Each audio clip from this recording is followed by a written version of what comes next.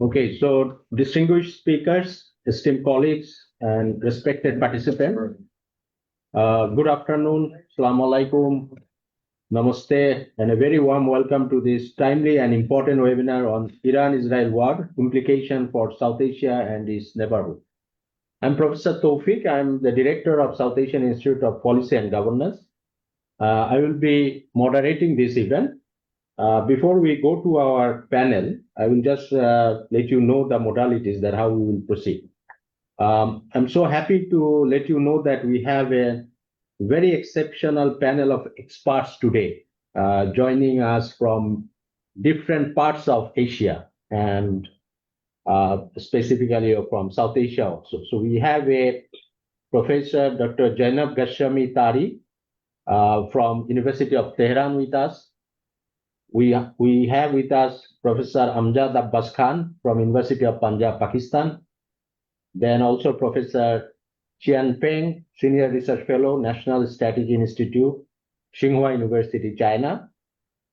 We have with us our Professor Muhammad Nuruzzaman from Department of Political Science and Sociology of North-South University. And also Professor Mahendra Lama from Jawaharlal Nehru University of India. The Vice Chancellor of North-South University, Professor Abdul Hannan Chowdhury, he will be the session chair. He will join us after some time, or hopefully by 3:30 p.m. Bangladesh time.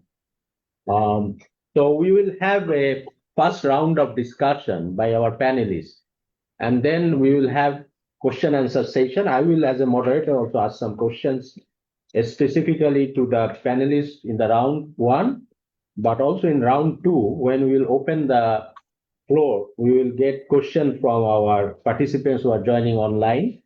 And I would request you to give your comments and question in chat box because we will not open for live question answer kind of a thing.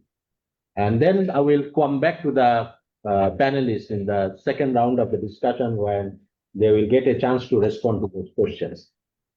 Before go to the panel, just to give a brief idea that why we are organizing this webinar. The South Asian Institute of Policy and Governance as a regional institute has been working since 2007 and 8. And we are getting engaged with many of the regional issues and also issues related to South Asia and beyond.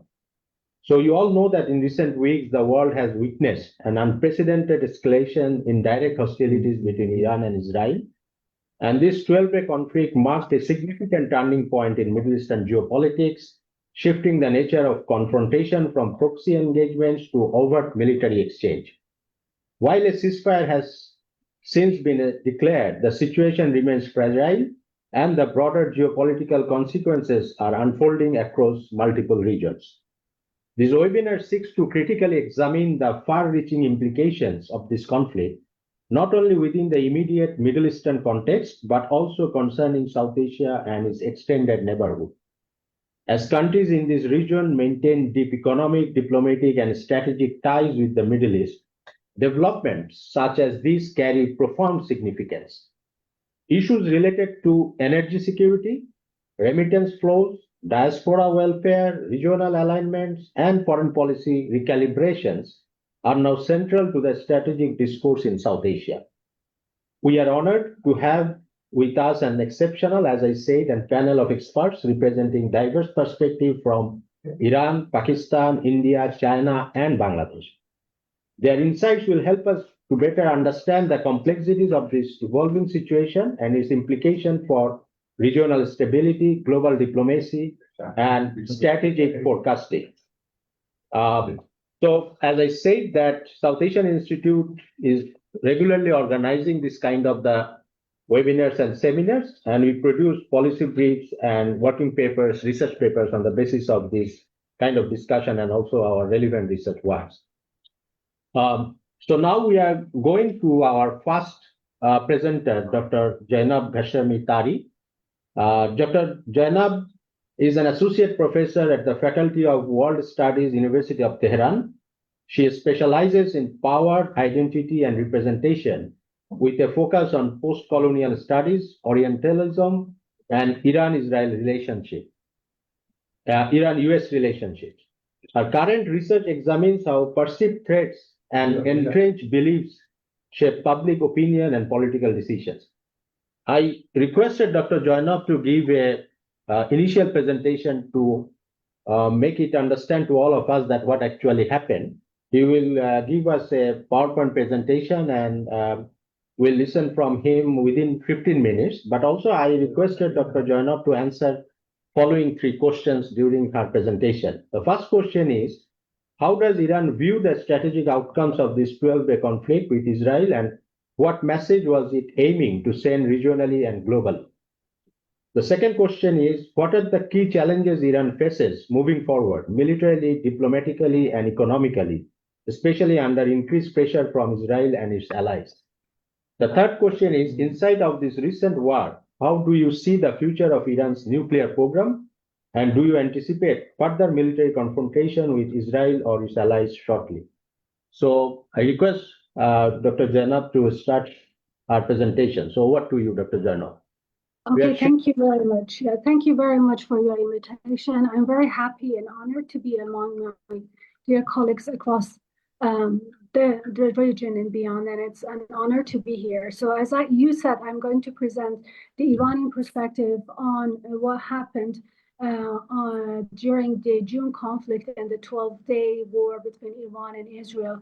And then I would be very happy to listen to other presenters and how it will have a consequence on region and beyond. So as you all know, I will start with the next slide, which is concerned about, here I'm trying to actually say that how Iranians viewed the attack on Iran.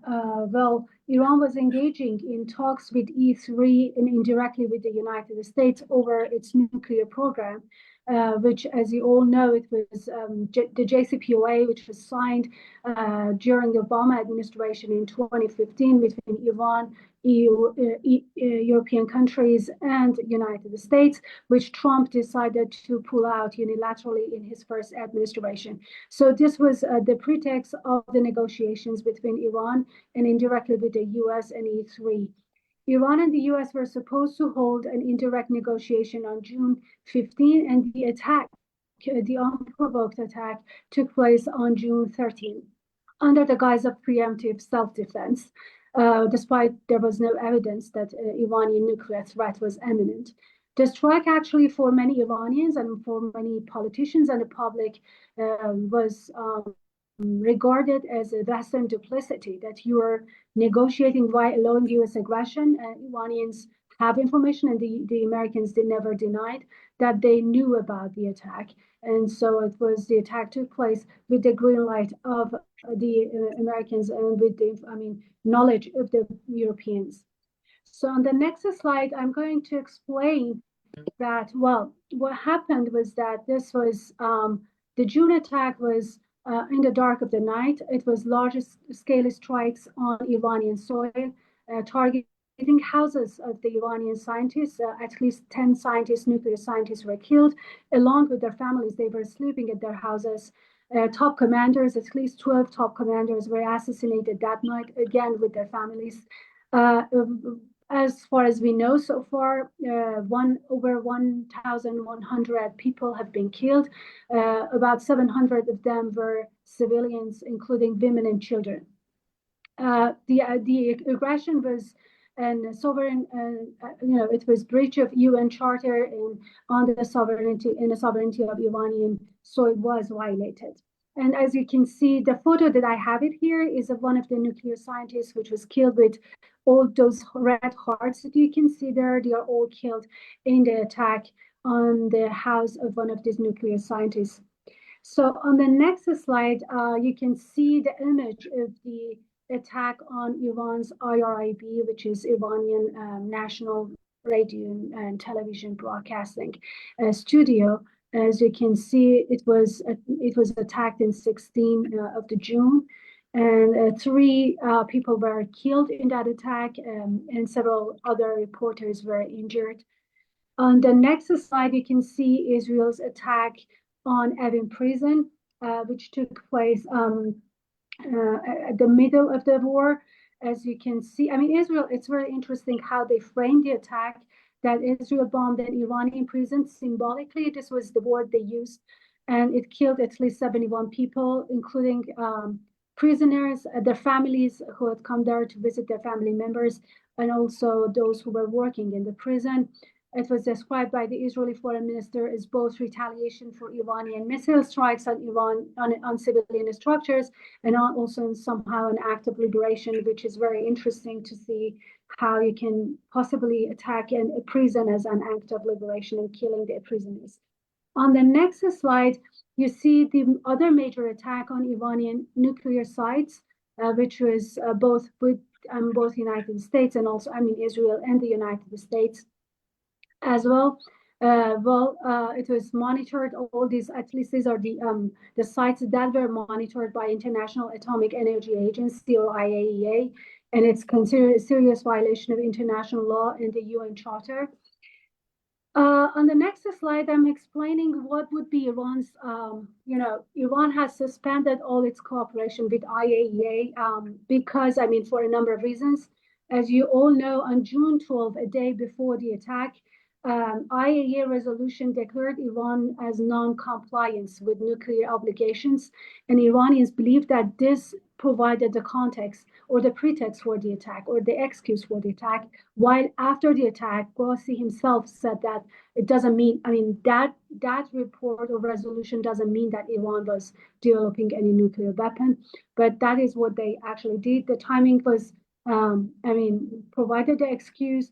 And then after the attack, IAEA kept silence. I mean, they never condemned the attack, the US or Israeli attacks. No condemnation was followed, and the Director General Rafael Grossi requested access to bomb sites for safeguards, which Iran rejected as malign. So Iran is not going to let them in. Iran suspended all cooperations, expelling the inspectors, stating that IAEA enabled espionage, and they have evidence that IAEA was giving sensitive information to the Israelis and the Americans about the nuclear sites and also the name of these nuclear scientists. So on the next slide, you can see the hypocrisy of the nuclear hypocrisy, which is, as you can see, Iran is member of NPT since 1917, while Israel is no signatory of NPT. Iran was subject to IAEA most intrusive inspections, that is zero inspections for Israel. There was no evidence of weaponization. There were several reports coming from IAEA that Iran was not moving toward weaponization so far. But Israel, we know that they have there are estimations of 80 to 400 nuclear warheads. So this is what, now Iranians, they can't, this is like a sort of public conversation in Iran that, they constantly make comparison between Iran and Israel over its nuclear program and how Iran was, what was the policy of IAEA toward Iran vis-a-vis Israel. On the next slide, you can see, here are the declared goals of the Israel at the beginning of the war. First one was to eliminate Iran's nuclear and missile capabilities. The second one was regime change through inciting domestic unrest. Tel Aviv thought that the Islamic Republic would collapse with some strikes, operations, assassinations, and car bombs. And then the idea was that the Iranians would come to the street and you can have a regime change. And less explicitly stated by Netanyahu, but Defense Minister of Israel Katz declared the goal of assassinating Ayatollah Ali Khamenei, who is the Iranian supreme leader, to trigger the regime collapse. So on the next slide, you can see the assessment of the declared and achieved aims. While Netanyahu framed the war as a historic victory, the outcome is the nuclear program. It might be delayed, but it's not destructed. There are intelligence coming. U.S. intelligence community as well as IAEA believe that the Iranian nuclear sites have been it has been damaged, but it's working. So strikes might set back enrichment capabilities, but for a few, IAEA has assessed that it has delayed the progression at a few months. regime is unchanged. The so-called regime, what they like to call Iran regime, is unchanged. No uprising was materialized inside Iran, and the ballistic missile capabilities has persisted. Iran retained its missile launch capacity, as shown by retaliatory strikes in Israel. So on the next slide, you can see what is Iran's concerns. I'm trying to respond to the questions you raised. What is Iranian major, or critical security threats that they need to address? Is that the first is that we expect more. Iran is on high alert because we know that Israel has the history of violating ceasefire, and it's very easy for them to do so with the support of the United States and the West. So Iranians know that there might be possible attacks on Iran in future. The first thing that Iranians are working on is to restoring and enhancing defense capabilities to repair damaged those air defense capabilities that were damaged. They are repairing it, and Iran is seeking to upgrade its air defense capabilities to deter future attacks. The second one is countering espionage and internal penetration, which was like one of the major areas of concern, and it was one of the big points that took Iranians by surprise. So Iran faces a severe threat from infiltration of foreign intelligence operatives, particularly Israeli agents and internal collaborators, which demands a major sustained effort to identify, neutralize, and prevent the penetration. And the third one is acquiring advanced intelligence and military technologies. Iran recognizes that its primary strategic adversary is not Israel alone, but a powerful coalition of Western nations, especially the US, UK, Germany, and France. So I think I would like to refer to what German Chancellor said, that the Israelis are doing the dirty jobs of the West for us. So that is how Iranians view it, that they have to not if it was just Israel, it could easily could Iran defeat them, but we are facing a coalition of these rogue states. So to counter this technologically superior alliance, Iran is seeking access to new intelligence, gathering systems, cyber capabilities, and electronic warfare tools.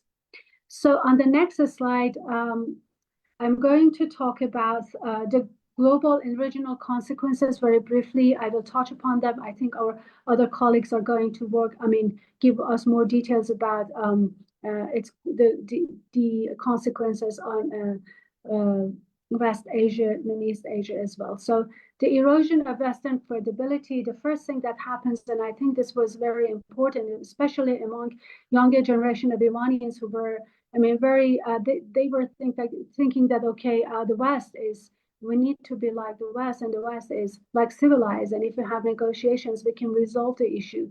This was the erosion of Western credibility inside Iran, and I think also the image of the West. So the US and European powers have fundamentally undermined their credibility guardians of international norms. Their selective application of rules has exposed the rule-based international order as functional meaningless. This hypocrisy eliminates any more moral high ground on human rights and sovereignty issues. The second one is the strategic disruption of global energy security, that during the recent conflict, Iran's action disrupted critical oil shipping lanes, contributing to 10% surge in global oil price. This actually, if the situation continued, there would be some estimation that, Iran can also close the Strait of Hormuz, which would move the world to halt nearly 30% of global traded oil overnight, and eliminate the spare production capacity, especially in the Persian Gulf states, trigger catastrophic market instability, threatening economic security worldwide. On the next slide, you can see the nuclear non-proliferation is at risk. Iran's threat to withdraw from nuclear non-proliferation treaty.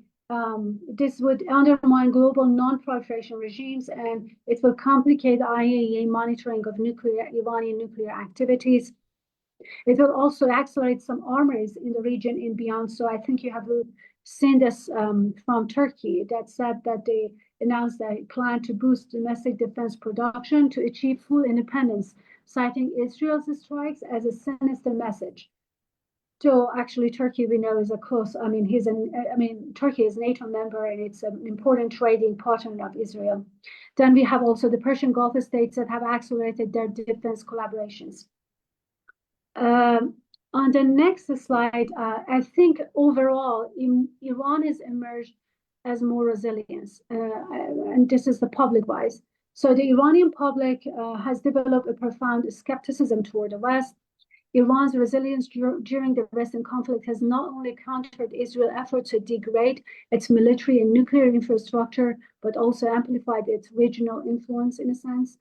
And also, Israel's strikes appear to have galvanized Iranian public sentiment that is interesting. And I think it's like a bit sad, or maybe, I mean, this is not something we are happy about, but there is a growing segment of Iranian society now actively support or even demand the pursuit of nuclear weapons as a strategic deterrent, making a significant shift in domestic discourse. So that was my presentation. Thank you for listening and for giving me time to present. Thank you very much, Dr. Zainab, for the introductory presentation and also in a very comprehensive manner portraying the situation of the war and also in a stock taking of inside situation of Iran and also some of the slides you mentioned about the global implications. We are getting dozens of questions from already from the Zoom, and also we are already also in Facebook Live.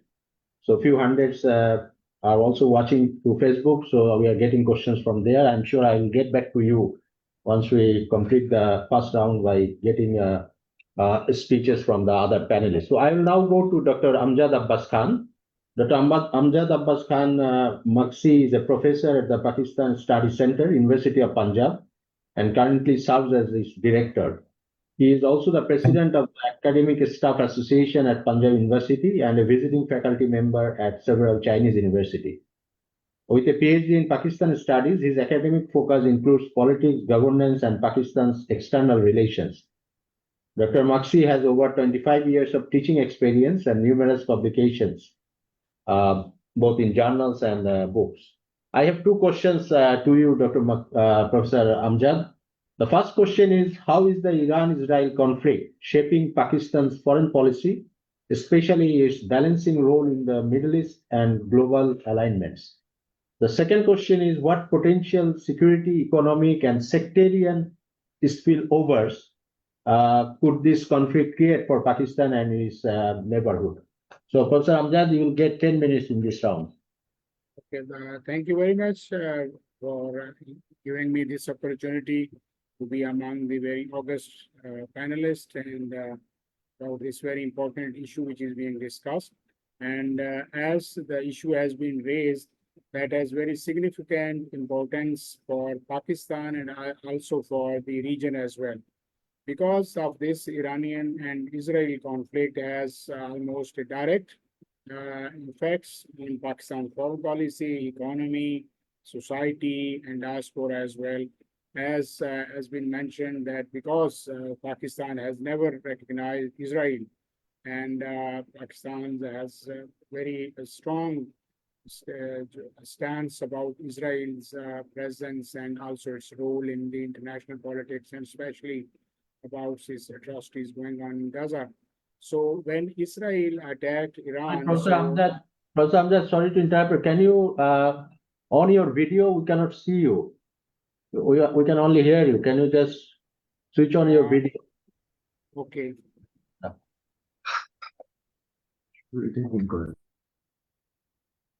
No, I can see him. I can see him. Is it okay? So is it okay?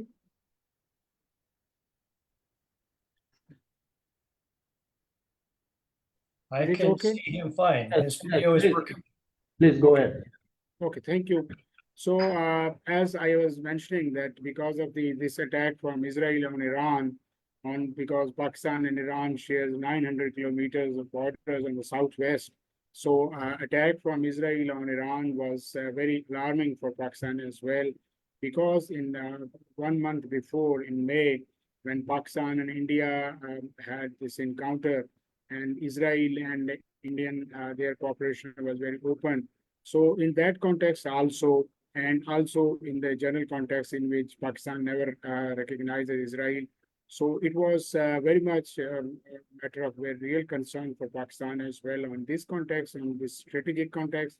And the other one was, as you know, the Pakistan is a large importer of the oil, and if there was any extended war and the war expanded, that would have been very severe impact on Pakistan's economy, as the very major share that comes from Gulf and Arab countries. And third one was if the war would have been have a spillover. So the migration, there was a lot of chance because of Pakistan's proximity to Iran. That was a lot. There was apprehension that there will be a lot of migration from Iranian people to Pakistani soil. So, and Pakistan had already, was not about 2,400 million people already here in Pakistan. So it was going to be a big challenge for Pakistan. So in these all contexts, so at that moment, Pakistan came out, and it was Pakistan was the first country, Pakistan's foreign minister, who called on the Iranian foreign minister and expressed not only the solidarity but condemned the Israeli attack, not only bilaterally but in the UN and on every forum, whether it was in Shanghai Cooperation Organization, IAEA, on every available forum, Pakistani government very openly and candidly not only supported Iranian right of self-defense, but also condemned Israeli attack. So that was the point then when Pakistan, because as I have said that if Israeli government, as they were claiming that they are here to for the regime change as well. So if there would have been a regime change, that would have also been a very destabilizing effect in the region. So Pakistan could not have effect, could not afford that as well. So Pakistan came out, Pakistan not only negotiated with other countries, like Pakistan called for the Organization of Islamic Countries Foreign Ministers meeting, where there it was held in Turkey. So that on all available forums, Pakistan came forward and took a very forward approach to neutralize this kind of, and also went for the ceasefire between the two countries, and it wanted that it should not expanded and extended to more. And it was Pakistan who also used this diplomatic channels as well, behind the scene, in front of the scene, track to diplomacy as well, so that this fight and this battle and this war could not be extended. And ultimately, when it was finished, and it was, as you have, everybody has seen that Pakistani Army Chief Field Marshal Qasim Munir was in America, and also they also engaged with Turkey and these kind of countries, and also with the Arab countries, Saudi Arabia, UAE, and these channels, Pakistan also exploited that these could be used to localize the war and minimize and to stop Israel from further aggression. So that's why, because as I have already said, that Pakistan could not afford this, and also Pakistan has trying to have good relations with Iran on this side as well. So they are developing the relations, and they are also in a state of affairs where they want to have a very strong relation with Iran as well. So this opportunity came, and Pakistan also came forward, and Pakistan played its role. And we in Pakistani, not in our parliament, our local public, and all in sundry, all for walks of life, they stood for the support of Iran, and they condemned Israel openly. All the society, government, and all the segments, they went on diplomatic and strategic levels. They were used all their channels so that we can not only support Iran, but also we can stop Israel, to stop it. And not, if Israel could have succeeded in, it would have destabilized the whole region as well. And it would have been very far-reaching impact, because Pakistan have also having in this area, which connects with Iran, the CPEC, the Gwadar port. So where Pakistan have very strategic interest there. So we could not have this kind of let Israel, that the Israel could have this kind of, you can say, intervention in Iran. So that's why we, as in the past, we have very good relation with Iran. In the past wars, Iran, when Pakistan and India came forward in came for a fight in May, Iran came out very openly. Iranian foreign minister visited Pakistan and visited New Delhi as well, and they tried to play their role to de-escalate and also that war is stopped. So that's why, and in the earlier wars, in 1965 war with India, 1971 war with India, so Iran and Pakistan relations have proved very test of the times. So this was the time when Pakistan came forward and Pakistan played its role on all Okay. the channels, international level. Thank you very much. Thank you very much, Professor Amjad. We will come back to you already. There are some questions coming in the chat box and in Facebook regarding Pakistan's role also in this conflict. Now we go to our third panelist, Professor Chian Feng. Professor Chian Feng is the director of the research department at the National Security Institute, Tsinghua University, and a senior research fellow at the Tahi Institute. He also holds several prestigious positions, including executive member of the China South Asia Society and special commentator for CGTN, Global Times, and Phoenix TV. His main research areas include Chinese diplomacy and neighborhood security, with a strong focus on South Asia. So I have two questions for Professor Chian Feng. The first question is, with China reportedly supplying air defense systems to Iran, how does Beijing balance in its Middle East interest amid Iran-Israel tensions? And what does this mean for its ties with Israel, Saudi Arabia, and the US? And this is definitely relevant now very much because in the social media we are seeing so many discussion about Chinese role, especially after India-Pakistan small conflict few months ago, and also now the Iran-Israel conflict, that whether the Chinese arms industry are getting more prominence after this conflict. The second question is, how might Middle East instability affect China's energy security and its regional diplomacy in South Asia, especially through the Belt and Road Framework? Over to you, Dr. Feng. Okay. Okay. Thank you, Chair. Yes. Thank you, Professor Topic, for your invitation. Yes.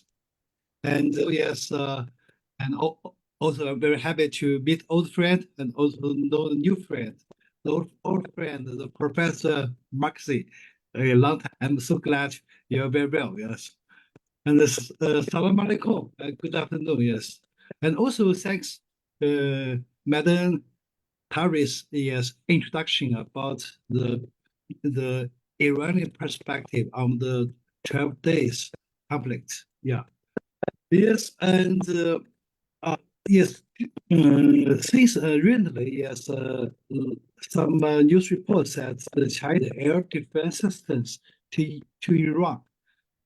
To my knowledge, yes, reports about the China's providing the military assistance to Iran inaccurate. Yes, even so, I think it's in the cooperation remains in its initial phase. But however, China, I think, are willing to share China's military, scientific, and technological achievements with the countries on the premise of maintaining a regional peace. We have done many years, and yes, in military cooperations with Pakistan and Bangladesh. I think the core of the China's Middle East strategy, yeah, is economic and mutual benefits, plus political balance, and plus multilateral leadership. And by deepening economic cooperations with Iran and Saudi Arabia and Israel to form a shared leveraging the political mediation to promote regional reconciliation and unilateral platforms to counter the US pressure. China strives to build a relatively peaceful regional order. This policy not only safeguards China's energy security and ocean interests, but also enhances China's global and regional influence, ensuring the sustainability of China's strategical layout. Yes, specifically, yes, China's political and diplomatic interest in the Middle East, shortly and namely the multilateral diplomacy, focused on establishing the strategical footholds in polar order. In recent years, China has engaged with Middle Eastern countries through the Global Security Initiative, the GSI, achieving notable results. Particularly the 2023 reconciliation, the intermediation between Saudi Arabia and Iran. Those efforts remain highly successful. Recently, the Saudi Arabia's with Saudi Arabia's MBS also met with Iran foreign minister. So, notably, China has been a key supporter of the two-state solutions. On the fundamental issues, remains steadfast in upholding the justice and the principles. Regarding the China's interest in the Middle East, I think we can be summarized as energy plus industrial chain restructuring. The Middle East's strategical importance in China's economic strategy has taken characteristics due to the global energy transformation. First, while the trade depends and decrease, its strategic value remains unchanged. Examples: Saudi Arabia will remain China's third largest suppliers in the 2024. Meanwhile, 30% of the natural gas imported from the UAE is used to ensure our energy security. And the second, new energy corporations has been explosive growth. China Middle East new energy investment reached $39 billion last year's last year's data. The third, industrial chains integrations is evident, such as the new energy vehicles and the digital economy. For instance, we company signed a network operations agreement with the UAE, covering the Dubai City project. As for China's security interests in the Middle East, briefly, yes, they are anti-terrorism corporations and the Langi. The China security interest in the Middle East focused on the three areas: terrorism corporations, defense corporations, and the maritime passage security. So, therefore, under the current situations, especially the conflicts and the tensions between Israel and Iran, the essence of China's policy is development-oriented geopoliticals, and its interests are balanced 4 pillars. The first, I think, is economical ties. It's a BRI framework. China will upgrade the traditional energy to a full industrial chain corporations, fostering the regional countries' economic interdependence. And second, China will provide securities to the best of our abilities, including the counterterrorism, cooperations, defense, and peacekeeping operations, thereby building an inclusive. And then the third, through the platforms like the United Nations, the Shanghai Cooperations Organizations, SCO, China will promote rulemaking to transform the GSI into a regional. The fourth, China will strengthen the civilizational dialogue with Islamic and Arab countries.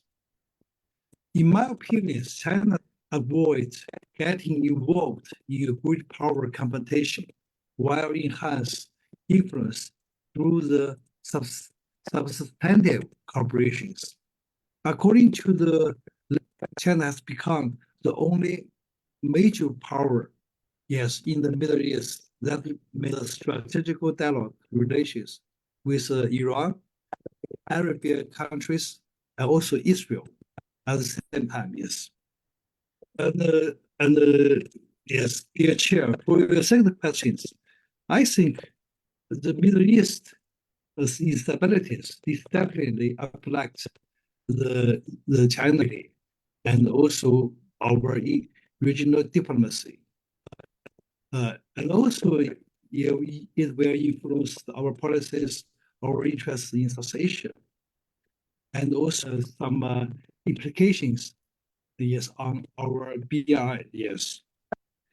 I think, yes, yes, the ongoing the problems and the conflict pose the complex challenges to the China's energy, yes, but at the same time, it also creates the new opportunities for China. In a sense, in the energy sectors, the current security risks, yes, are very high. Particularly the oil supplies, yes, yes, very, yes. I think the risk is very high because Iran also remains the China's one of the largest oil suppliers, accounting for the 12% of imports. The Strait of the Hormuz be blocked. These critical oil imports will be threatened. However, China can mitigate the potential risk by the strategic policies. This includes expanding the cooperations with South Arabia Sea region to reduce the dependence on the single energy channels, and also the land-based oil gas pipelines partnership with Russia and also Central Asia countries, and also China's Professor, Central Asia. Professor, we are running a little bit tight with the time, so you can finish. My only yes, yes, 50 seconds. 50 seconds. Please. That is, I think, for the China's diplomacy in Asia. I think the biggest opportunity is the current chaos across Asian countries to unite, seek win-win cooperations with China, and build mechanisms. But unfortunately, it's maybe not including the Indians, but it's now in the process, yes, of from better to better. Yes, thank you. That's the end of my in my presentations. Thank you. Thank you, Professor Chen. We will come back to you again in the second round. We have several questions already in the chat box for you. Now we go to our fourth panelist, Dr. Mohammad Nuruzzaman. Professor Nuruzzaman is a political scientist at North-South University. With over 20 years of academic experience, he has taught at universities in Canada, Bangladesh, and Kuwait, including serving as the founding director of the Center for Global Studies at GUST. His research focuses on international relations theory, global political economy, human rights, political Islam, and the politics of the Middle East and South Asia. He has published extensively in leading international journals and received notable fellowships in different institutions. I have two questions to Professor Nuruzzaman. The first one is, how might the Iran-Israel conflict affect Bangladesh's foreign policy, particularly its position on Middle Eastern affairs and non-aligned diplomacy? The second one is, what risks does the conflict pose for Bangladesh's energy security, remittance flows, and the well-being of the migrant workers in the Gulf? Over to you, Professor, and you have 10 minutes. Thank you, Professor Taufik Haq. I am really glad to join this discussion. And distinguished panelists and our friends from Pakistan, Iran, India, and China. My job will be only to project the position of Bangladesh on this particular, especially significant development taking place in the Middle East. Let me start with this basic statement that any outbreak of violence, any war in the Middle East usually creates a diplomatic tightrope for Bangladesh.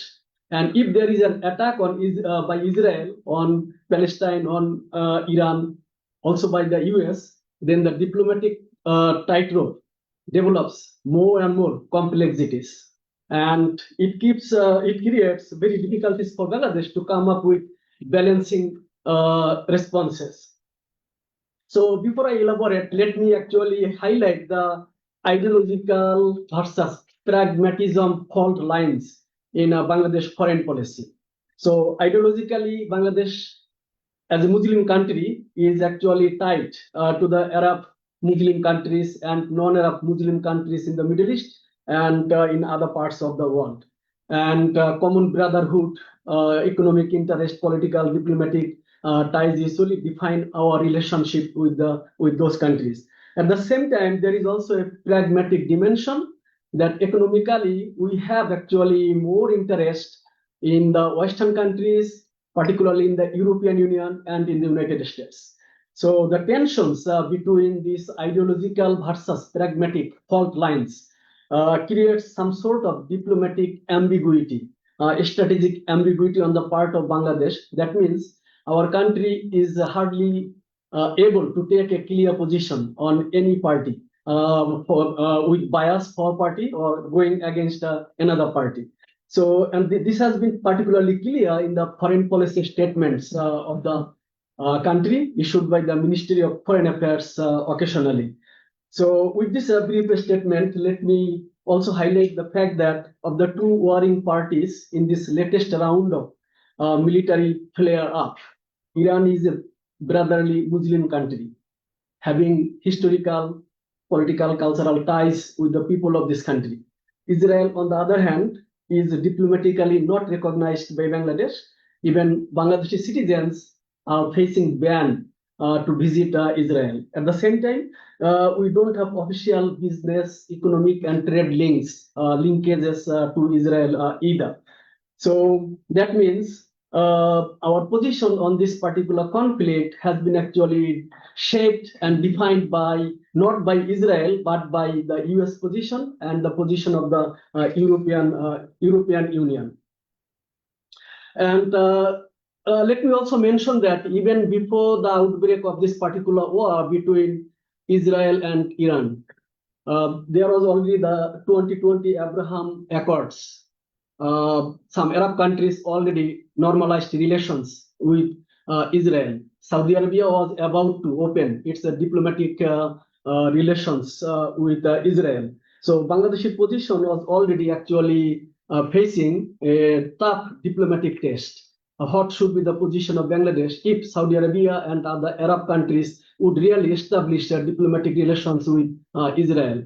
So now in this changed context, we see that our position, our official position and public position are actually different.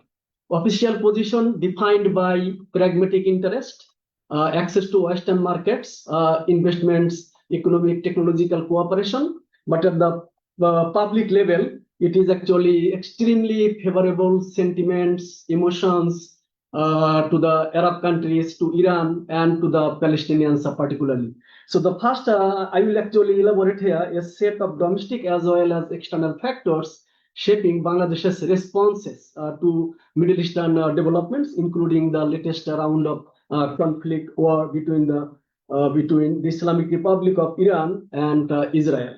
So the first one is the strong public sentiments for Muslim causes in Bangladesh. Bangladeshi public highly, overwhelmingly in favor of Palestinian cause, in favor of Muslim cause. And this is particularly also promoted by some Islamic political parties and Islamic groups. They keep pressuring the government to take a clear position, that is denounce Israel, denounce American attack, American position, etc. And we have also secular political parties, but they also remain silent, mostly silent, mainly because they don't like to get the public backlash. So that means a neutral position also actually in favor of the Muslim position of Bangladesh foreign policy. Now, officially, in fact, I already told you that the policy stance is actually different, very different from the public sentiment. Now, with regard to the external factors, there is a high danger of alienating Western powers, particularly the United States and the European Union states. So the United States, we know that is the second largest markets for Bangladeshi products.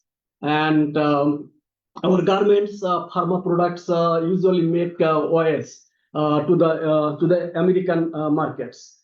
And if because of a foreign policy stance against Israel, against the US, that means in that case we may lose access to the American markets. And President Trump has already threatened to impose 35% duty tax on products from Bangladesh. In fact, if that is materialized, then it will create too much economic problems for this country, and we can hardly take risk by siding with Iran publicly. So that actually exposes our economic limitations. Now, with regard to the European Union, it is the single largest market for Bangladeshi products. So Bangladesh earns some 45% of its total export earnings from the single European market. Not only that, the European Union has promised to give us GSP benefits when we graduate from our LDC status to the developing country status by next year. So that means that we have also very limited options here. And not only that, I think the Western financial corporations, investors, banking corporations, they would also try to isolate from Bangladesh, mainly because they would be usually under pressures of their governments not to expand economic, trade, investment relations with this country. The second important factor for Bangladesh is Bangladesh's connectivity, connections to the Gulf economies. We all know that the Gulf countries usually are pro-American allies, and the US has extensive economic, trade, military relations with all the Gulf countries, particularly the Kingdom of Saudi Arabia, United Arab Emirates, and also Qatar, the three leading Gulf countries.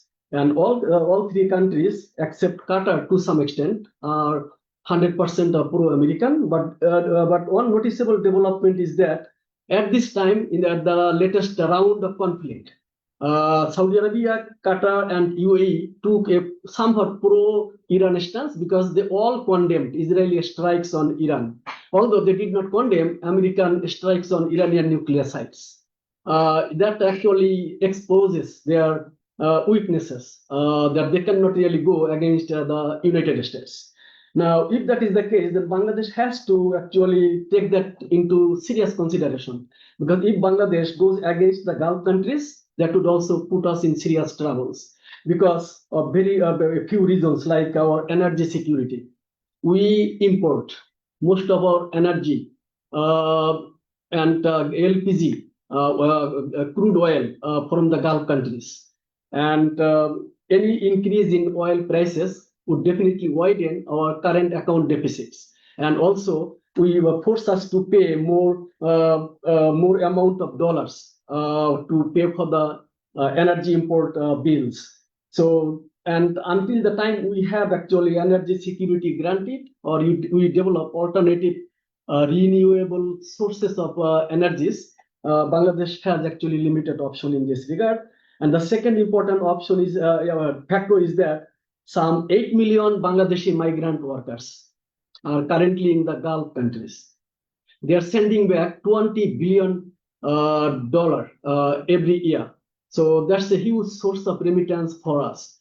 Now, in case there is another round of war, an all-out war between Iran and the Israel-US contending blocs, that means the security of these migrant workers would be at stake.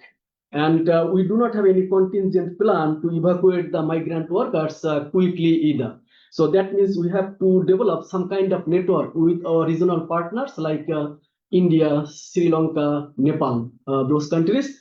India actually did a major evacuation of 3,100 Indian nationals living in Israel and Iran. I think by the 17th or 18th of June. That was a good experience. I think Bangladesh, Sri Lanka, and Nepal can further build on this Indian experience, how to evacuate the migrant workers so quickly. Now, in addition to that, we have also very good trade relations with other countries in the Middle East. That would be also at stake.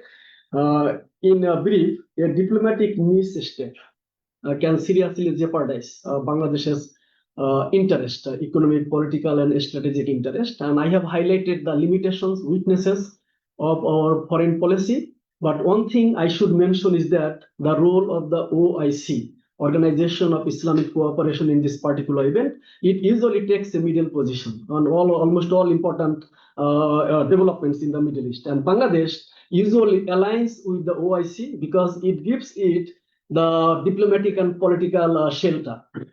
It supports the OIC statements because it is neither against Iran completely nor against Israel and the US explicitly. So Bangladesh finds actually quite acceptable that a particular position because it is in line with our strategic ambiguity, in line with our own interest.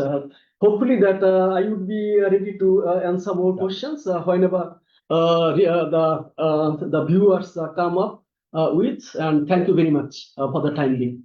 Thank you. Thank you, Professor Nur Zaman. Already we're also having few questions towards you, and we'll come back to those later on. So we have the last panelist in this round, Dr. Mahendra P. Lama. Professor Lama is he's a professor at the Center for South Asian Studies, School of International Studies of Jawaharlal Nehru University, an expert in regional cooperation, energy, trade security, and border studies. He was the founding vice chancellor of Sikkim University and served as chief economic advisor to the government of Sikkim in 2000 to 2007 with cabinet rank. He is a former member of National Security Advisory Board and currently serves on the Eminent Persons Group of Nepal-India Relations.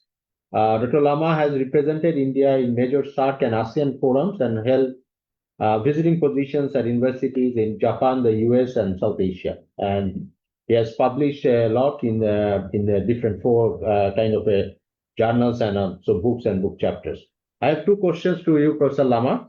The first question is, given India's strong defense ties with Israel, how is the New Delhi balancing its strategic partnership with Israel while maintaining crucial relations with Iran and Gulf states? The second question is, how could the Iran-Israel conflict impact India's energy security, regional diplomacy, and its broader role in the shifting global order? And especially in relation, you know, that just we have seen that the finishing of the BRICS summit, and India is an active member of BRICS, so how India is seeing itself in this multipolar world order that's going to be emerged. So for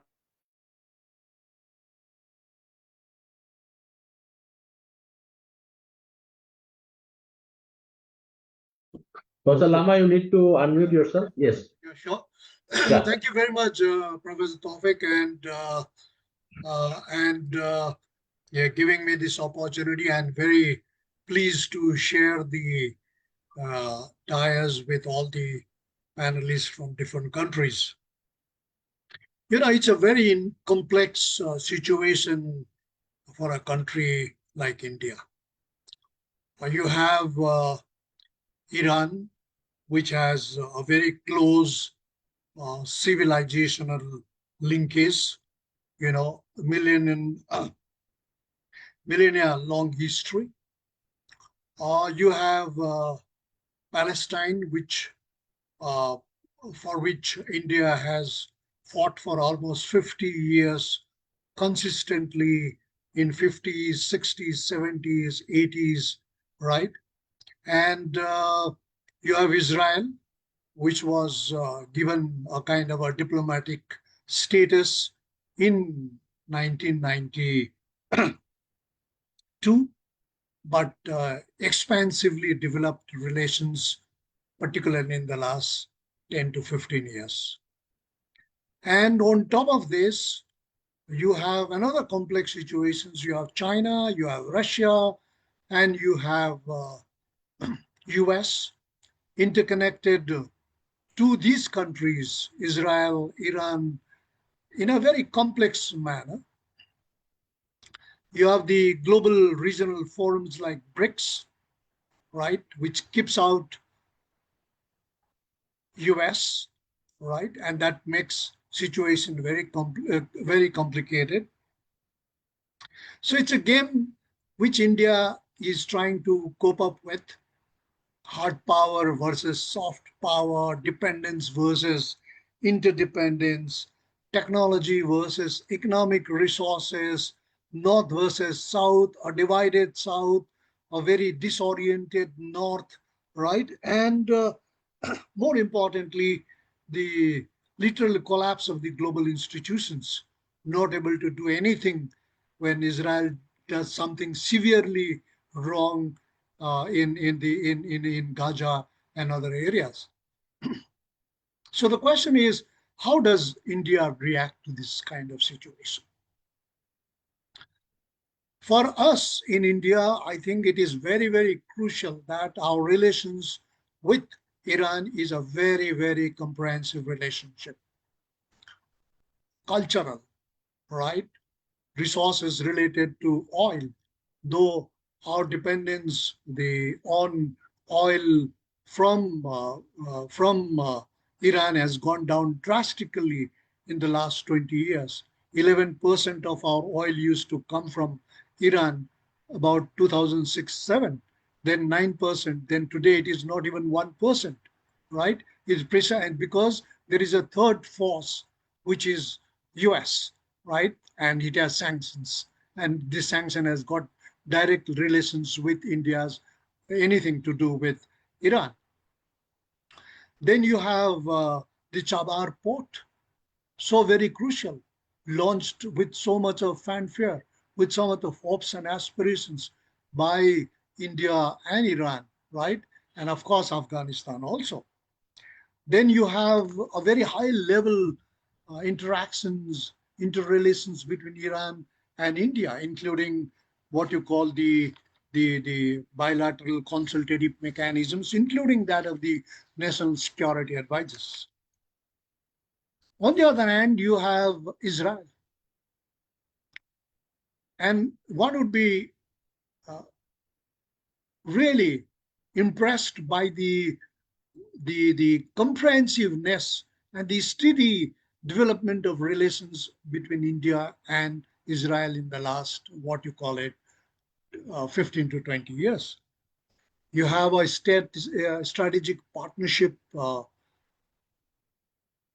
relations, right? You have a very comprehensive defense agreements, technology and innovations exchange services, including in water, to agriculture, to pharmaceuticals, to climate change, right?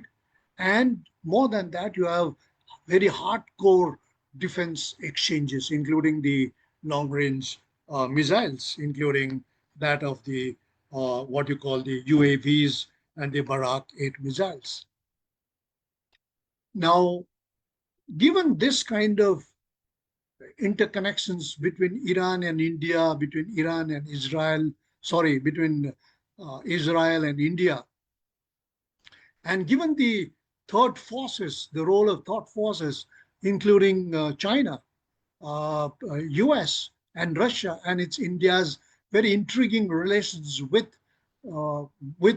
China, to a large extent with US, with Russia, and unpredictability of a platform of unpredictability created by US makes India absolutely very, very, what you call it, mm, uh, uh, very, very kind of a very, very a player in a very fragile platform. Anything can happen. Interconnectedness, the the relations are so complex today. There is nothing like a North Forum or a South Forum. G20 is doing nothing. G7 has become so polarized within G77. So what does India do? I think India's most critical interest is, of course, the economic interest. Second interest is, of course, is related to its national security interest, both within the region and outside the region. And third critical interest is Indian diaspora that is widely spread over the Gulf countries. And if you see Gulf countries, we still have $184 billion of trade. We have almost $20 billion coming from Gulf countries. So it is a huge stake as far as India is concerned. You have a trade deficit with China, a huge trade deficit to the extent of $92 billion, and you have a trade surplus with US, right? And not a very significant trade deficit with Russia also. Therefore, I think India has found it very delicate to negotiate, right, with the countries, because the defense system wise, India is largely integrated with US, Russia, and to a certain extent with Israel, right? And so it would have been much easier if it was Israel minus US. If it was Iran minus US, it would have been much easier for India to deal with. But today, every time India would like to do something, you have on the back of our mind, what would US do, right? You have on the back of mind, to a certain extent, how would China react, right? And therefore, the three very critical impacts of this in South Asia, I would say, is South Asia is going to be further fragmented. So that means all our efforts in the past 30, 40 years of regionalism, sub-regionalism, South Asia as a bloc is going to be a very, very formidably challenging agenda for South Asian countries. The second very critical issue is India and the neighborhood, particularly with Pakistan, is going to be much more complex, given what has happened in the last 2 months, right? The India's stand on water resources, India's stand on terrorism, and the global mobilizations of the global world on terrorism, right? And Pakistan's stand on how, in what way it can really deal with the South Asian issues. I think these are going to be very, very complex. The last thing I would like to mention here is, of course, you know, there is very very limited scope for a country like India, and for that matter, any of the South Asian countries, to go to a multilateral forum, go to any forum that we looked forward to, including UN and GATT and all these countries. There is no forum as far as North-South dialogue is concerned. The South-South division is so intense today that even if India would like to mobilize the way it mobilized through G77, non-aligned movement and UNCTAD in 50s, 60s and 70s. I don't think that is a possibility. Yeah. So it's a very, very complex. I think the global world and South Asia region has never seen this phenomenon, which is so fragile, which is so complicated, and at the same time, which has so deep interconnections and what crisscrossing that it can lead to short circuit anytime, right? So everybody, a country like India is very, very cautious at this stage to deal with US, to really substantially comment upon Iran and Israel, do something substantive as far as even humanitarian assistance is concerned in Gaza, and of course dealing with very complicated partners like China and Pakistan. Thank you. Thank you very much, Professor Lama, for articulating the very important questions and also the answers of this one. And I'm sure that there are already a few questions came towards you. We'll go back to those later on. In this round, we'll go in a different manner. We'll come back to Professor Jainab at last, because so many questions are there about this conflict and other things. So we'll listen from our other panelists at first, and then at last we'll go to Professor Jainab from University of Tehran. Let me start with the questions coming for Professor Amjad Abbas Khan. There are a few questions are there. I'm not going to take all those because of the shortage of time. So the first question probably is interesting one. One of our viewers asked this question is, if Pakistan is against Israel, why does Pakistan openly support its backer, and especially nominating Trump for Nobel Peace Prize when Field Marshal Asif Munir visited? You mentioned about his visit to White House, and he said that he nominated for him. So how does it mix and match with the Pakistan's consistent foreign policy towards a kind of anti-Israel kind of a thing? So that's the one question. The other question probably I will also be asking that even this is also for the Professor Lama maybe. How might the Iran-Israel conflict reshape South Asian countries' diplomatic relation with the Middle East, particularly for nations like India and Pakistan that have ties with Iran in one side and Israel in the other side? Maybe at this stage, these two questions, Professor Amjad. Oh, the third question, sorry, the third question is, it also came from that Israel, one of the ministers already said that if they can really ensure dismantling the nuclear possibility of Iran, then the next target should be Pakistan for them. So they say it publicly now. There were lots of discussion about it, but now they say it publicly. So these three questions, and we don't have much time, Professor, so if you can finish this within 3 to 4 minutes. Okay, yeah, thank you very much. Coming to the first question, when Pakistan made this diplomatic move while proposing the nomination of President Trump for the Nobel Peace Prize, it was before, the first thing is that it was before the US attack on Iran. The second thing is that it is in the background of the President Trump's role, which he played during Pakistan and India war. Because it was President Trump who came in and he played this role that the war which was going to escalate between Pakistan and India. Also, sorry to interrupt you. Just probably I might have my ignorance maybe, but did Pakistan also condemn the US after attacking US attack on Iran?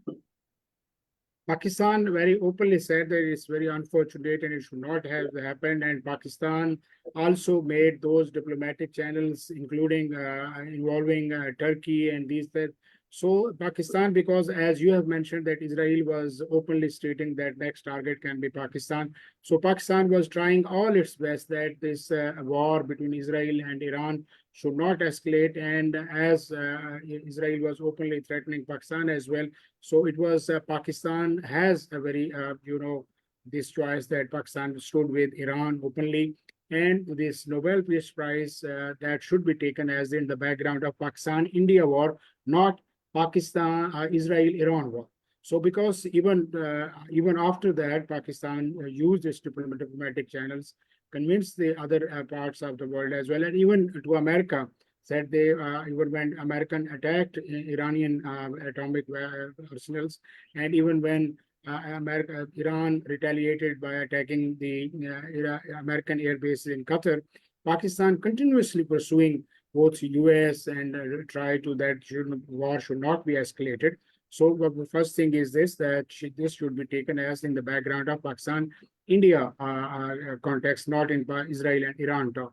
Because on Israel point of view, Pakistan is very much open, and and also as far as the regional balance is concerned, I think this Pakistan-India war and also Israel-Iran war has also going to shape new regional alignments in South Asia as well, because Iran, India, and the Israeli joint collaboration has been very openly manifested.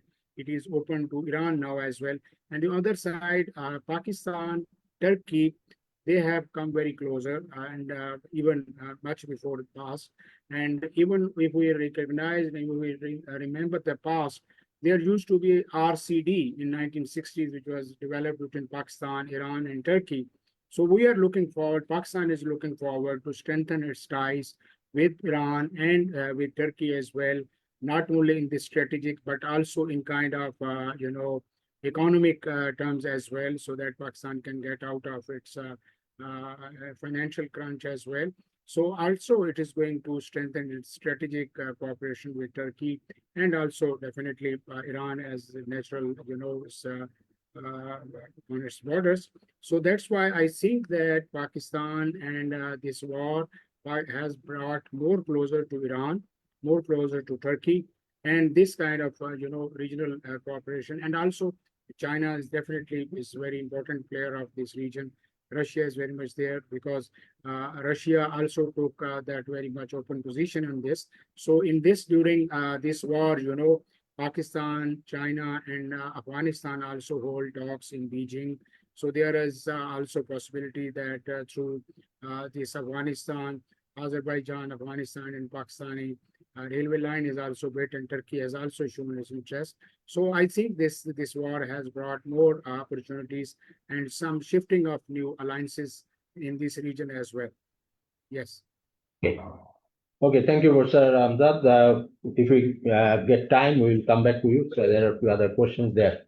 Now we would like to go to Professor Chiang Feng. So there are three questions. One is about, you mentioned that China is always in favor of avoiding great power confrontation. But the question came that is it practically possible in this current situation? China is only focusing economic development and also trying to get distance with the political power confrontation and the plan. But in reality, what we are seeing that the US and the Western border plan against Russia and China, the way it has been played out, how far China is confident that it will be able to keep this policy that not getting engaged with the great power confrontation. So that's the first question. So, Professor Peng, are you there? Yes, yeah, okay. Okay. Yeah, I think, yes, from my point of view, yes, the China definitely, yes, is emerging power, yes. But yes, our abilities very well, yes. Also abilities also have limits, because actually on the geopolitical, yes, perspective, even would have a lot of interest, but it's also far from China. Yes, and we are a new player. Yes, in the Middle East. So the China now is only can do their best. Yes, to try their best to play some constructive roles to uh, to make the current situations come down. Yes, but we cannot. We are not the I think not the key player for the solution of so many complicated problems happened in the Middle East. Yeah, that's my thinking is, even China is yeah, and the priority for China's uh, China's policies, yeah, internal policy or the external policy. The first thing that is we strengthen ourselves. Yeah, yes, make our things uh, is our domestic affairs. Yes, yes, handle it. Yes, very well. Yes, and that is the first step. Then after that, we can yes have a more extra resources, more extras to contribute to the world. Thank you.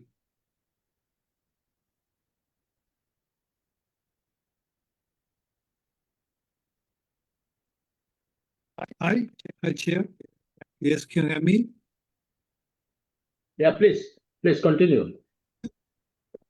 Yeah, yes, I'm okay.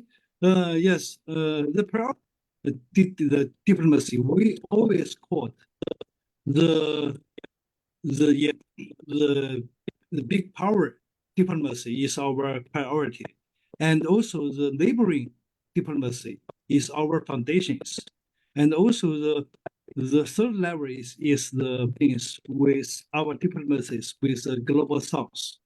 Yeah, that is our policy is also very clear. Yeah. Okay. Just like I mentioned. Yeah, I mentioned. Yeah, we have limits. Yes. Thank you. Thank you, Professor Chiang. And now we go to Professor Nuruzzaman. There are also questions regarding the one question is what are the potential consequences of prolonged instability in Middle East on South Asia's energy security and trade flows, particularly for oil-dependent countries like Bangladesh and Sri Lanka? You already covered this in your presentation, but if you want to add anything more. Another question from Bangladesh was came like, let's see.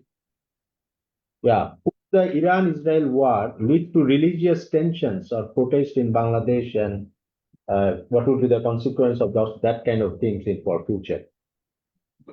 Okay, thank you. I think the second question is actually more important than the first question. I have briefly touched on the first question already, and it is a common fact that for all South Asian countries, energy dependence is a reality.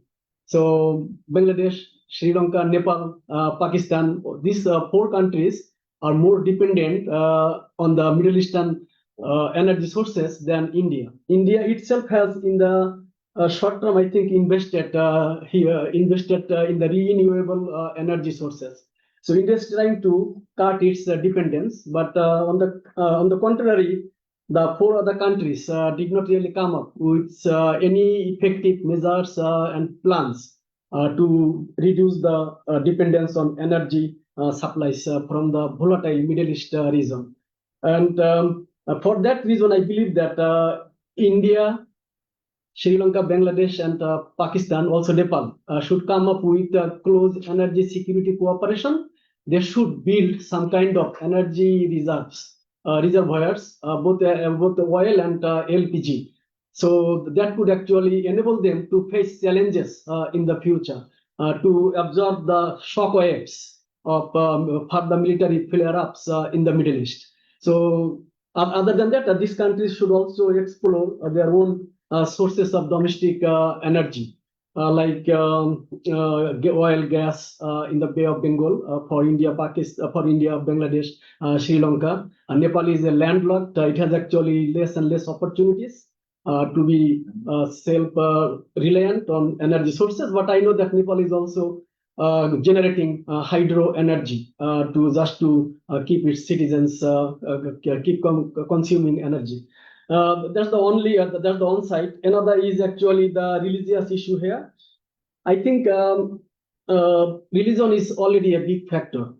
If there is any conflict in the Middle East, it usually generates a protest throughout the Muslim world.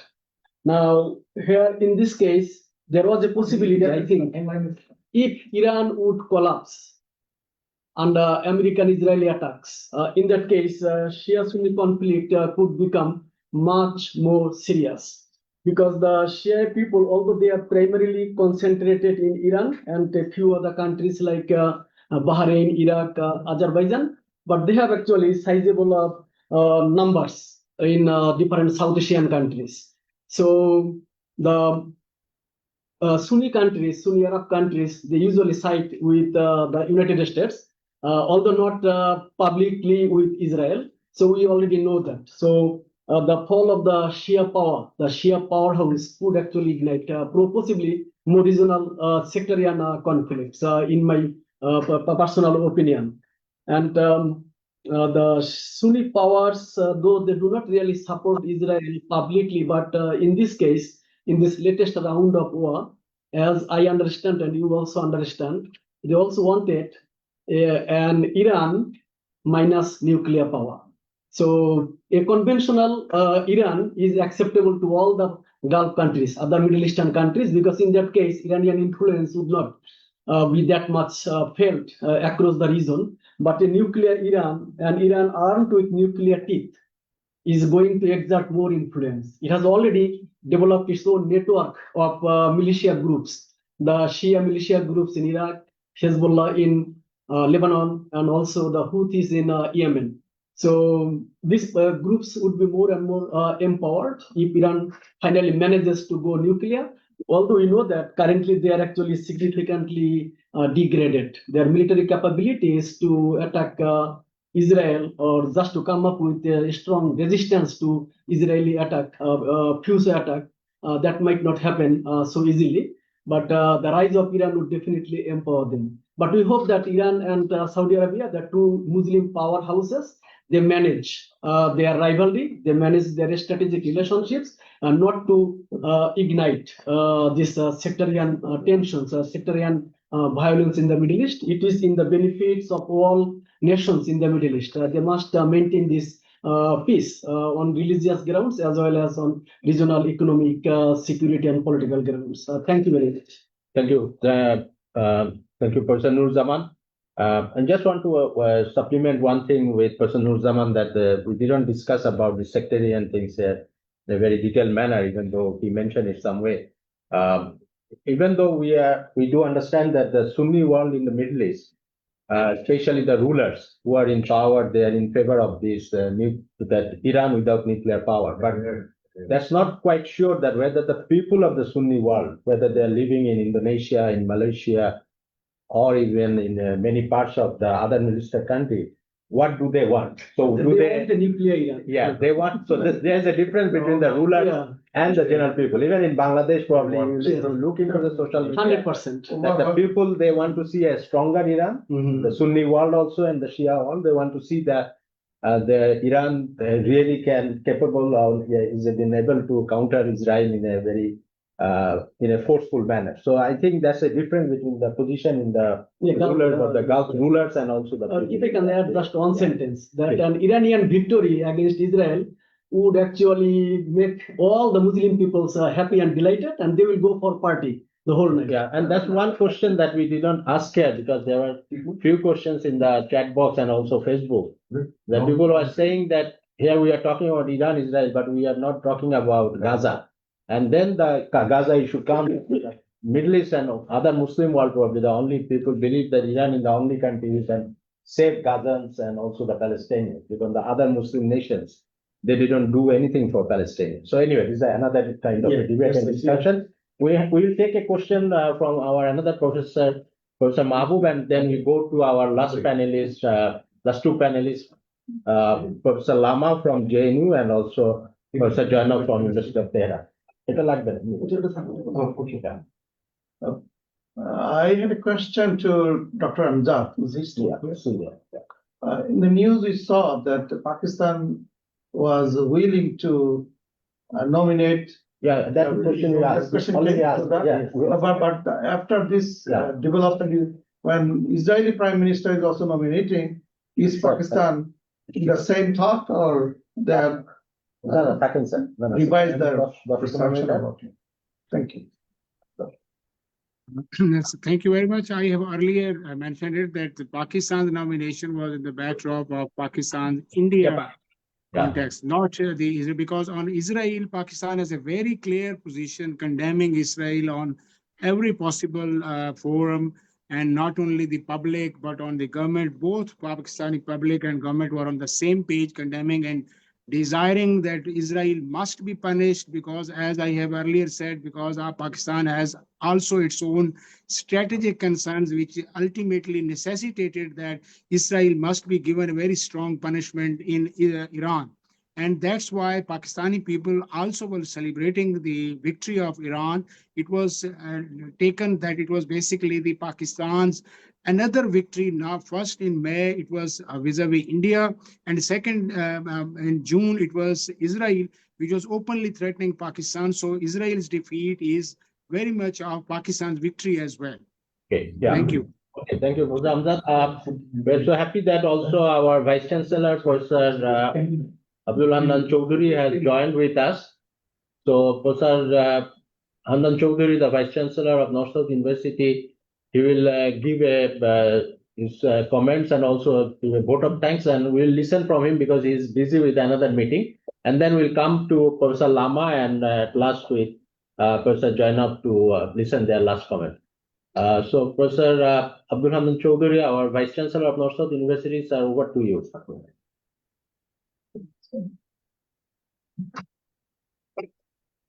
Want you to move for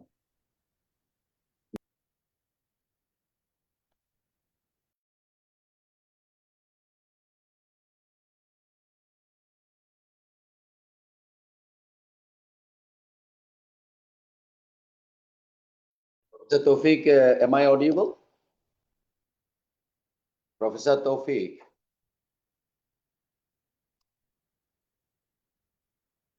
Professor Tawfiq, am I audible? Yes, sir. Yeah, we can hear you, sir. Yeah. Oh, okay. Thank you. Thank you very much for giving me the, opportunity to talk in front of these team panelists in our today's webinar on Iran-Israel war, implications for South Asia and its neighborhood. I think I must thank, first of all the esteemed panelists along with North-South University. One, I see that, well, Dr. Jainab from University of Tehran, and also from Tsinghua University, China, Professor Kian Feng, and Mahendra Lama from Jawaharlal Nehru University, India, and University of Punjab from Pakistan, Professor Amjad Abbas Khan.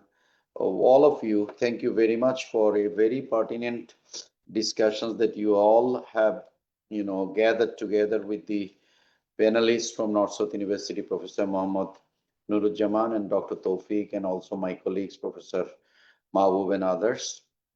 In the subject matter, I'm not an expert, but, I have my own feelings about Iran, Israel, Palestine issues. We have been always, raising our voice in regards to the Palestine issues.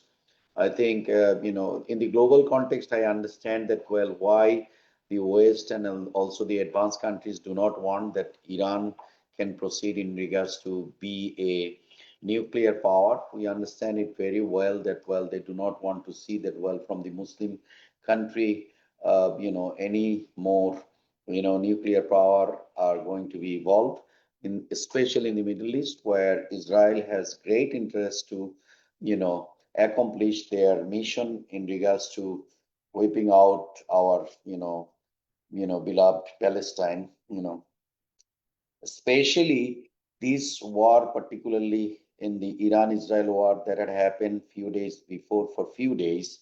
We have seen the devastating effect of that in both sides, but then again, we also see that well how Iran was actually celebrating, the Muslim world was also celebrating in terms of actually confronting Israel, although US was involved, eventually for a part of the, you know,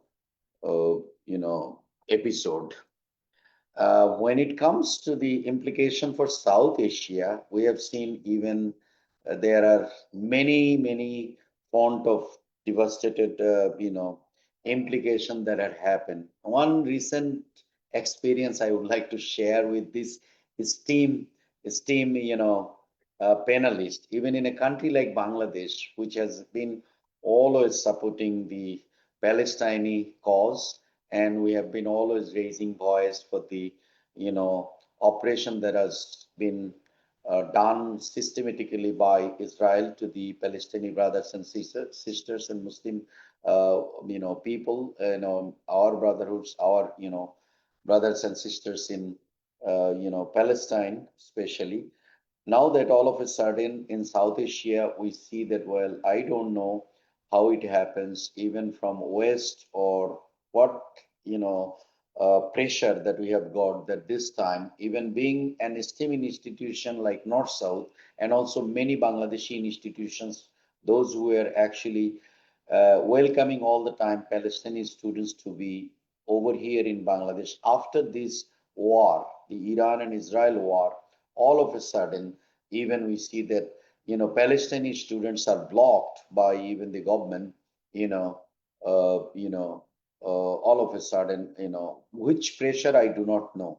So I'm very concerned about one thing that, well, why even a country like Bangladesh and also Muslim countries in across the world are blocking the Palestinian students not being able to go there. And this has been a very big issue, and I raised that voice to the government. I am hoping that, well, I tried to cross check with the foreign ministry and home ministry yesterday, and we are in dialogue that how we can actually bring those Palestinian student body in our country. So you see that this was not there even before. It had happened actually after this Iran and Israel war. All of a sudden, even the scenario changed in many Muslim countries, even our in Middle East, and also I'm not talking about the business implications, the other diplomatic and other things. This is just one issue in South Asia that we have got a very serious implications that we are actually trying to resolve these things, that, well, it should not happen, and it is not acceptable by people like us, those who are actually always supporting the Palestinian cause. In regards to the Iran-Israel part, I know that, well, the global leaders from the US, many of you know the role, and I have seen also the Pakistan's role, how in terms of actually negotiating that time. Time Pakistan Chief of Army Staff was in the US even to negotiate that part. That was great. That, well, even Pakistan being a South Asian country, they were in the leading part of negotiating of this sort of confrontation between Israel and Iran. This is something important in terms of the strategic matter that South Asian countries and Muslim countries as a whole, I would say that, well, need to have that sort of leaderships in terms of the global confrontation that is happening, Muslim versus the other West generation generated thing. I must say that, well, we are with Iran in regards to this confrontation that had happened with Israel, and we gave all sort of support and mental support and other support, and we are with also other Muslim countries, the way we have been always raising this voice in terms of the Muslim countries to get the nuclear power wise strength. I would say that, well, this is going to be a consistent drive by the Muslim countries, particularly Iran. I believe that, well, they are going to pursue their nuclear, target, whatever they want. This is a big game which we cannot actually make any comment. But at some point, I would say that, well, these are all going to be, a very supportive things for the Muslim world to neutralize the problems and issues that encounter, that actually comes into our, front only for the Israelis, I would say that, well, aggressive, attitude and also aggressive foreign policy and strategy the way the Israel is doing. So because I'm not a subject expert, being a simple civic citizen and a Muslim country's, Muslim, academician, I would say that, well, I can see that, well, after this Iran-Israel war, many things in regards to the business and our trade and other things that was actually heavily impacted in this part of the world because of the transportation and transshipment by this, oceanic, fund.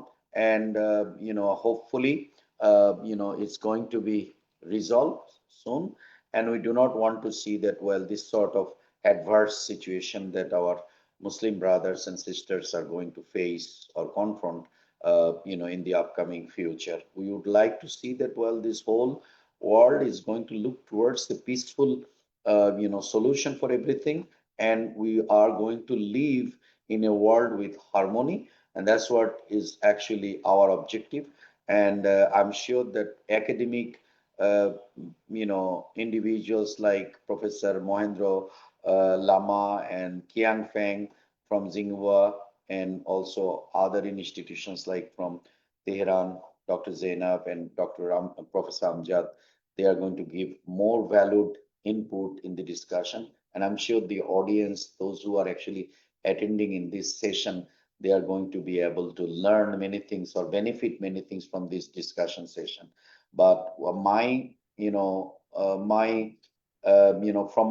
office, from the, Vice Chancellor Office of North South, I would obviously give, my heartiest greetings and thank you to all these team panelists for adding value. And my colleagues, those who have been always bringing the very, very, recent, issues in the dialogue fashion at North South University. I must always thank SIPG. They always bring all sort of confronting issues, policy-driven issues in the dialogue format, and they bring also people on the table to discuss those things, and that gives a huge learning for our student body, the audience, and also I myself is also enriching. I'm gaining a lot of knowledge from all of you. So with all this, thank you very much for having me, and good luck to your webinar. And also, I would say that, well, be together to even raise voice for this sort of war and any confrontation that is happening in any part of the world. We do not want that things. We want to see a peaceful planet Earth for everybody in the upcoming years. Thank you. Thank you. Thank you, sir. And Vice Chancellor of North South University for giving his word of thanks and his thoughts about the issue. We go back to the program again. Now we're going to Professor Lama from JNU. Sir, we have few questions towards you, but because of shortage of time, I'm just concentrating on one that the several questions asked the same, have the same kind of the tone.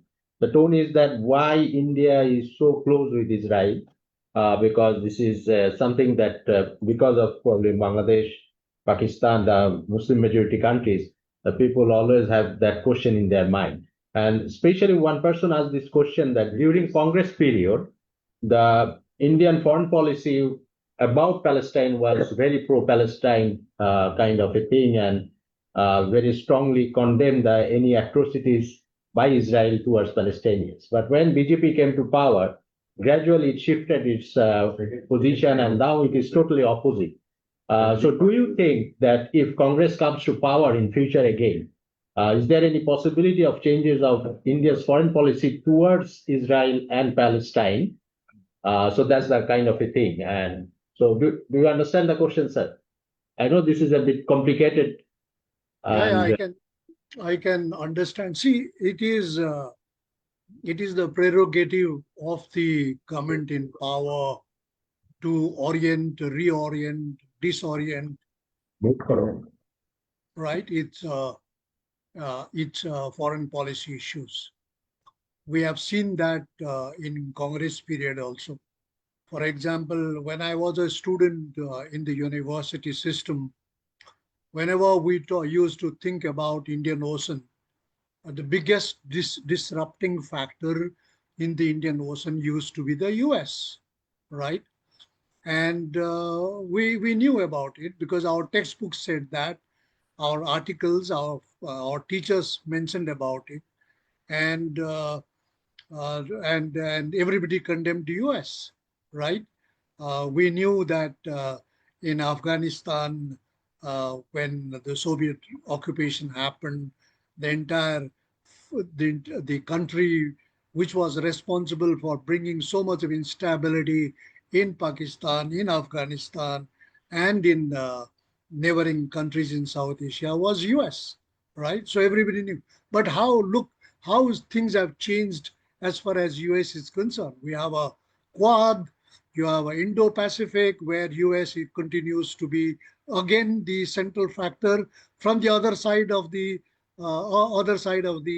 drama, right? So therefore, my submission today is, all said and done, US does not tolerate, right, any country, any geography, any regional bloc to come up, right? Look at the BRICS and look at the attitude of US, right? It's good that at least President Trump speaks very frankly about BRICS. Other president did not speak, right? He very, very frankly speaks that that must go to his credit, because he knows that today also in China's import of oil, 20% comes from Russia, 11% comes from Iran. For India, 30% of its oil actually comes from Russia. So he thinks that if these 4, 5, 8 countries come together, where Iran is going to be a significant player, what would happen? Because it is a very firm believer in the practice of big country has big sovereignty, right? A small country has a small sovereignty, and that it propagates and practices everywhere. Whereas sovereignty is sovereignty.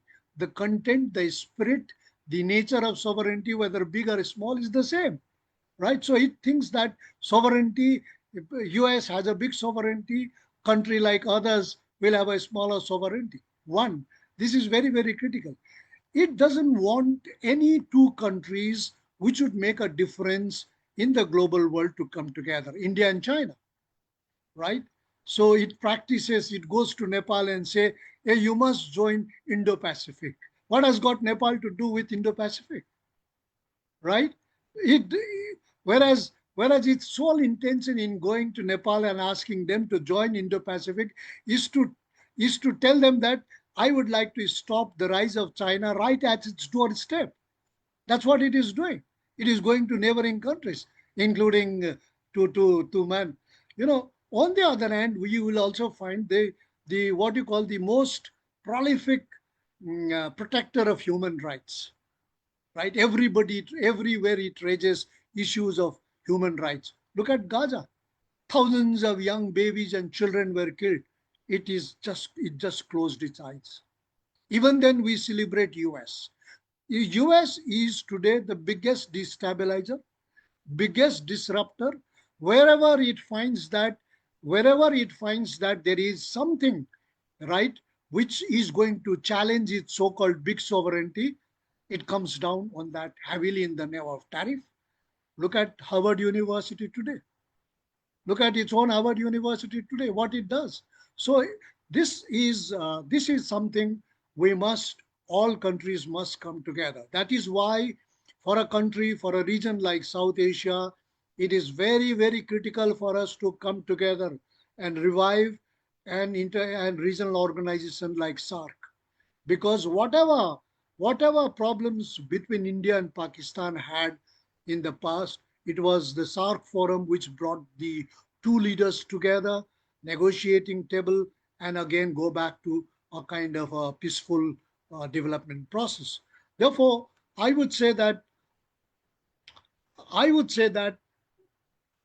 India also has to change its ways to a certain extent, because though it has its own political, ideological, and of course national security considerations, but India should not really toe the US line, because the moment it toes the US line, it will generate so many enemies, right? Starting from Russia to China to all the Gulf countries to South Asian countries to countries in the Southeast Asian to South Asia, Southeast Asia. Therefore, I would say that India has been able to negotiate its path very clearly in the past, like in 50s, 60s, 70s, and 80s, has been a global player as far as South Asia, as far as global South is concerned, has been a global player as far as North-South negotiations and North-South dialogues are concerned. And I think India should treat that part. If it is traditional, could be traditional. If it is a modern path, it could be modern. And I think that is the best way to really bring forth some kind of stability, both at the regional and the global level. Thank you. Thank you very much, Professor Lama, for a very uh, forward-looking kind of a statement and also the policy. And we hope that in South Asia, we will have more peace and stability and harmony. So with that, we go out to our final panelist, uh, Professor Dr. Zainab Ghashemi. So, Professor Ghashemi, there are so many questions, but we don't have time. We are already running short. Within 5 minutes, you will have to answer. So I just address a few of the questions, and then you can choose that which one you want to pick. The first question is actually about the IAEA role and also the Iran's future plan for nuclear one. So how does Iran want to use its nuclear power for defensive use or for both tactical and defensive use? So that kind of a thing. And the second question is related with Shia Sunni one, and this question came and it said that this is probably the first time the Sunni world, especially the people of the Sunni world, overwhelmingly supported Iran. And this Shia Sunni divide didn't work, even though and some part of the world the external forces wanted to play it with, but it didn't work. So but still, Iran see this kind of a confrontation with Israel as a nationalistic war kind of a thing, that the Persian nationalism and the pride of the Persian nationalistic history, Iran is bringing back 3,000 backs kind of portrays and kind of things what their kings and emperors did. So how Iran will foresee in future the support of the Sunni world continue like this, where there is a criticism that ultimately Iran is more proud about a kind of a Persian Shia nation than a broader part of the broader Muslim world. So this is some questions that it came, and also about the future of the nuclear power plan for Iran. And also if you have any last comments for that. I'm sorry, 5 minutes, Professor. Over to you. Please unmute yourself. Okay, so thank you for the questions. With respect to Iran's nuclear program, the Iranian nuclear program was developed.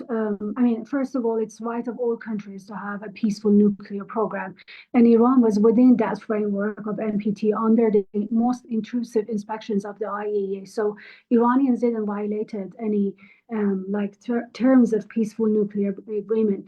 Iran used this nuclear program for medical isotopes and for diagnosis of cancers, and also producing medicine for cancer patients. You know that Iran is under sanctions and Iranians cannot get their medicine easily. So Iranians have to develop it inside the country. And I don't know if you are familiar with, some of the friends who are here are from neighboring countries. Many people from neighboring countries are coming to Iran because of its very advanced medical program. So Iran has been, because of the sanctions, Iran needed to use this for peaceful purposes. After a while, when Iranians had this JCPOA in 2015, and then the United States pulled out of the JCPOA unilaterally. Iranians used uranium enrichment as a leverage to bring them to the negotiating table. So that is the time that Iran started to increase its level of enrichment in order to bring the Americans to the negotiating table. But so far, there was no evidence that Iranians' nuclear program was deviating from a peaceful nuclear program. Then you can also compare it with Israel, which has no accountability. With respect to this Sunni Shia divide, I think, well, you know that the Palestinians are not Shias, there are Sunnis. Iranians are the Shia country, the only Shia country who is paying a heavy price for that.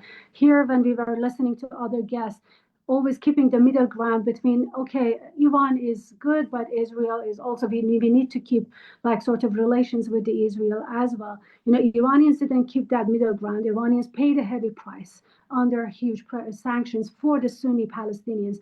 The Sunni countries in the region kept their relations with the Israelis. They kept their economic relations with the Israelis, and they are keeping that. So in that sense, I think the least you can do is to boycott Israel. This is what people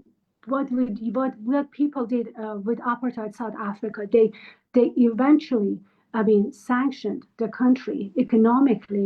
You don't have to take what Iranians did. You don't have to pay that price, that you have like attacks on your soil, but you can boycott this country and put pressure economically on the Israelis.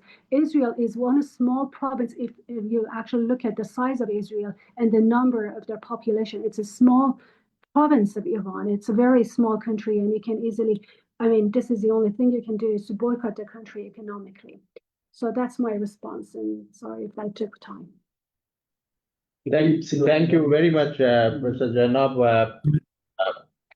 Thank you very much, especially for this, the last comment that you made, and that makes sense that Iran pays the most heavy prices to standing beside the Palestinians, not for last 10 years or 15 years, for the last decades. And so that's the proof that Iran doesn't see in many ways these issues of Muslim causes from Shia Sunni lens. So thank you very much. And as we draw this timely and conclude this timely and thought-provoking discussion to a close, I would like to extend my sincere thanks to all our distinguished speakers and participants. Today's webinar has shed valuable light on the complex and evolving dynamics of the Iran-Israel conflict and how its ripple effects are being felt not only in the Middle East, but across the South Asia and its broader neighborhood. So we discuss here from energy security and foreign policy recalibrations to the impact on migration, regional stability, and global alignments. The insights shared today have been both enriching and sobering. It is clear that the consequences of this conflict extend well beyond the immediate battlefield and will continue to shape the strategic thinking in the months and years ahead. On behalf of South Asian Institute of Policy and Governance of North-South University, I thank all of you for your active engagement and thoughtful contributions. We hope this conversation will encourage continued research, dialogue, and policy reflection on regional security, diplomacy, and cooperation. We will prepare a small working paper or policy brief on the basis of the discussion that we had. So thank you again for being with us, and we look forward to welcoming you to our future events. Thank you all. Thank you, Professor Fain, Professor Amjad. Thank you, Professor Lama, Professor Amjad. Thank you very much. Thank you very much for all of you for holding this wonderful event. Thank you. And thank you. Thank you, Professor Taufik, Professor Nurujaman. Thank you.